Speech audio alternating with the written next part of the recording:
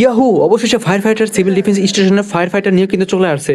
So ভিডিওটা প্রথম থেকে শেষ পর্যন্ত দেখেন ফায়ার ফাইটার কিভাবে আবেদন করবেন, নিয়মাবলী সবকিছু কিন্তু দেখানো রয়েছে। বন্ধুরা, আশা করি সকলে ভালো আছেন। আপনাদের মাঝে আমি আবার ইম্প্যারাল ফিরে আসছি নতুন একটা নিয়োগ নিয়ে, সেটা হচ্ছে Bangladesh fire service civil defence station. আপনারা জানেন যে এই মাসে প্রায় হচ্ছে যে অনেক সব বাহিনীর মোটামুটি সব সার্কুলার কিন্তু চলে আসছে, কয়েকটা বাহিনীর বাকি আছে এখনো। বাট হচ্ছে যে রিসেন্টলি তারা সার্কুলার দিয়ে দিবে, যেমন হচ্ছে আনসার ব্যাটালিয়ন, কারারক্ষী, তারপর হচ্ছে fire service civil defence station কিন্তু দিয়ে দিয়েছে। তো আজকে বলবো ফায়ার সার্ভিস সিভিল ডিফেন্স স্টেশনে আপনারা কিভাবে আবেদন করবেন, দেন হচ্ছে বয়স কত থেকে কত বছর পর্যন্ত, পদসংখ্যা কতটি রয়েছে, এসএসসি পয়েন্ট কত লাগবে, পুরুষ নাকি মহিলা আবেদন করতে পারবেন, কোন কোন জেলা থেকে আবেদন করতে পারবেন, কিভাবে আবেদন করবেন, আবেদন কত তারিখ থেকে কত তারিখ পর্যন্ত আবেদন হবে, তারপর মাঠের প্রক্রিয়া কি, কোথায় মাঠ হবে, লিখিত পরীক্ষা কিভাবে হবে, সাবজেক্ট কয়টা থাকবে, দেন সর্বশেষ আপনারা চাকরিটা আপনারা কিভাবে পেতে পারেন, সবকিছু বিস্তারিত আজকের ভিডিওতে বলবো। জাস্ট ভিডিওটা প্রথম থেকে শেষ পর্যন্ত দেখার অনুরোধ করছি। আর হ্যাঁ, আমি কিন্তু সব বাহিনী নিয়োগ সম্পর্কে সবার আগে বিস্তারিত জানিয়ে দিই, বাট আপনারা বিশ্বাস করতে চান না, আপনারা এটা ভুয়া ফেক বলে আমাকে হচ্ছে যে কমেন্ট বক্সে জানান। ভাই, কোনো কিছু ভুয়া আমি আমাদেরকে ফরওয়ার্ড করি না, যেটা সত্য সেটাই ফরওয়ার্ড করি। সো যাদের স্বপ্ন রয়েছে ফায়ার সার্ভিস সিভিল ডিফেন্স স্টেশনে চাকরি করা, বা হচ্ছে যে এই অগ্নি নির্বাপন একটা হচ্ছে যে মানব সেবা কাজ করা, তাহলে আপনি এই বাহিনীতে কিন্তু আসতে পারেন। অন্যান্য বাহিনী ফেসিলিটি অনুযায়ী কিন্তু এই বাহিনীতে আরো বেশি রয়েছে, আপনি চাইলে কিন্তু ঘাটাঘাটি করে দেখতে পারেন।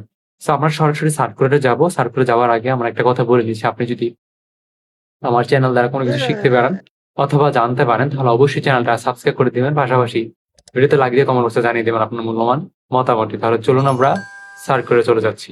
সো বন্ধুরা, দেখেন আমরা কিন্তু সার্কুলারের ভিতরে রয়েছি। এটা হচ্ছে ফায়ার সার্ভিস সিভিল ডিফেন্স স্টেশনের একটা যে ফায়ার ফাইটার যে নিয়োগটা, এই ফায়ার ফাইটার নিয়োগ সম্পর্কে আজকে বিস্তারিত বলবো। যেমন আপনারা কিভাবে আবেদন করবেন, কতটা পদ রয়েছে, হ্যাঁ, কত তারিখ থেকে আবেদন শুরু হবে, সবকিছু বিস্তারিত বলবো। জাস্ট ভিডিওটা আমার সাথে কন্টিনিউ করার চেষ্টা করবেন। ওকে, সো আমি একবারে স্পষ্ট ভাষায় বলে দিচ্ছি যে এখানে দেখেন, গণপ্রজাতন্ত্রী বাংলাদেশ সরকার, স্বরাষ্ট্র মন্ত্রণালয়, অগ্নি শাখা 1, www.moha.gov.bd। ঠিক আছে, এটা কিন্তু অরিজিনাল নিউজ, অরিজিনাল খবর। বিষয় হচ্ছে fire service civil defence station. এই যে বিষয়টা, সিভিল অধিদপ্তর রাজস্ব খাতে 3টি ক্যাটাগরিতে 114টি পদে সরাসরি জনবল নিয়োগের ছাড়পত্র প্রদান। সূত্র ফায়ার সার্ভিস সিভিল ডিফেন্স অধিদপ্তর স্মারক নং এত এত। ঠিক আছে, ওকে।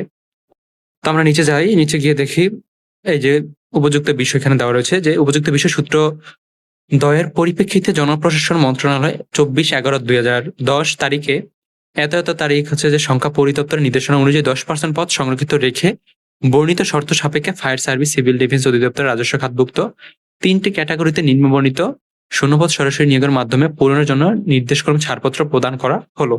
ঠিক আছে, সো আপনারা দেখে নিলেন যে এটা 100% নিয়োগ দিয়েছে। তারপরে নিচে আমরা চলে আসি। নিচে এখানে দেখতে পাচ্ছেন যে বেতন স্কেল এবং গ্রেড, মঞ্জুরকৃত মোট পদসংখ্যা এবং পূরণকৃত সব পদসংখ্যা, শূন্য পদ, ইতিপূর্বে 10% হিসেবে সংগৃহীত পদসংখ্যা, সরাসরি নিয়োগের জন্য ছাড়পত্র, সবকিছু কিন্তু বিস্তারিত তারা দিয়ে রাখছে। ওকে, সো আমরা বেশি কথা না বলে আমরা নিয়োগে চলে যাই। এখানে দেখেন প্রথম যে পদটা রয়েছে স্টেশন অফিসার, বেতন হচ্ছে 11,300 টাকা থেকে 27,300 টাকা পর্যন্ত। গ্রেড স্কেল হচ্ছে 12তম গ্রেড স্কেল। পদসংখ্যা হচ্ছে 554টি, মঞ্জুরকৃত পদ আর হচ্ছে পূরণকৃত পদ হচ্ছে 166টি, শূন্য পদ হচ্ছে 388টি। ঠিক আছে, ওকে। সরাসরি নিয়োগের জন্য ছাড়পত্র প্রদান হচ্ছে পদ 1টি এবং সরাসরি নিয়োগের ছাড়পত্র প্রদানকৃত পদ হচ্ছে 8টি। সো এগুলো আপনার দেখা লাগবে না, জাস্ট আপনি দেখেন যে স্টেশন অফিসার রয়েছে নিয়োগে। তারপর দ্বিতীয় নম্বর যেটা রয়েছে ড্রাইভার, আপনি চাইলে ড্রাইভার পদে কিন্তু আবেদন করতে পারেন। বেতন স্কেল হচ্ছে 9,700 টাকা 23,490 টাকা। বেতন গ্রেড হচ্ছে 15তম গ্রেড। পদ সংখ্যা হচ্ছে যে এই যে শূন্য পদ হচ্ছে 23টি কিন্তু শূন্য পদ রয়েছে। ওকে, 23টি কিন্তু শূন্য পদ রয়েছে। এখন আমরা ফায়ার ফাইটারে চলে যাব। ফায়ার ফাইটারে এই যে নিয়োগটা দেখবো, যে ফায়ার ফাইটার আমরা যে এসএসসি পাশে যেটা আবেদন করবো আর কি।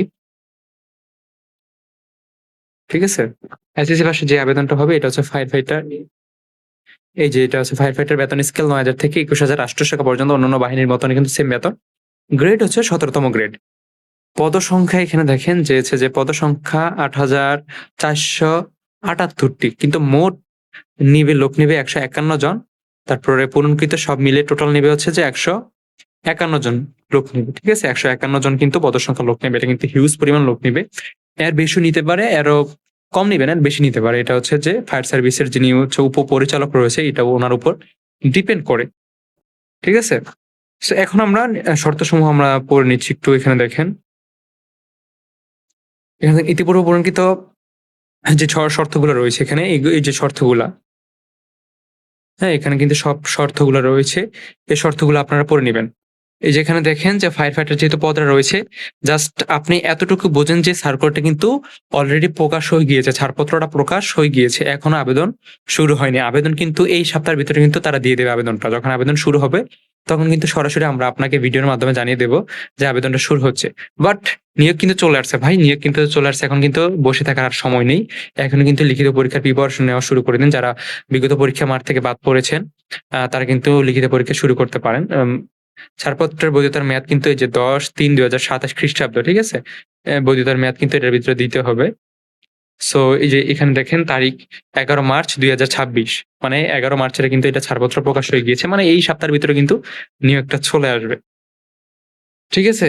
সো আপনার বয়স রয়েছে যে 18 থেকে 20 বছর পর্যন্ত এবং এসএসসি আপনি 3.00 পেলে কিন্তু আপনি আবেদন করতে পারবেন। সকল জেলা থেকে আবেদন করা যাবে। পুরুষ এবং মহিলা কিন্তু আবেদন করা যাবে। সো এর বাইরে যদি আপনার কোনো প্রশ্ন জানা থাকে অবশ্যই কিন্তু আপনি ভিডিওর কমেন্ট বক্সে জানাবেন। সো আপনাদের সাথে দেখা হচ্ছে শীঘ্রই নিয়োগ নিয়ে। ততক্ষণ পর্যন্ত ভালো থাকুন, সুস্থ থাকুন। আল্লাহ হাফেজ।